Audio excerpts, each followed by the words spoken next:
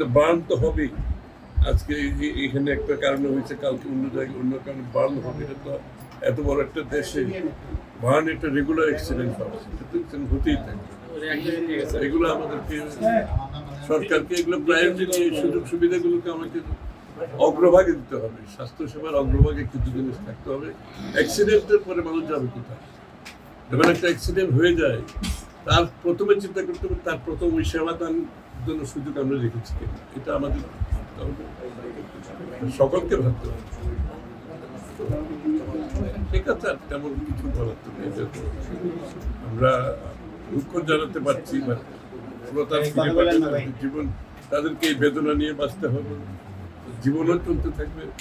আমরা দোয়া করছি, তাদের পরিবারের জন্য দোয়া করছি। এই ছোট মেয়েটার মাকে হারিয়েছে, আপনার বান্ধবী ওরাও তো তার পরিবার হারিয়েছে তাকে, ওনার মেয়ে জীবন দিয়েছে, উনি জীবন হারিয়েছে।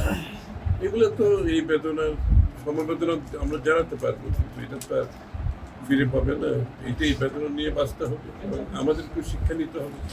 এত বড় একটা অ্যাক্সিডেন্টের পরে সবাই যার যার অবস্থান থেকে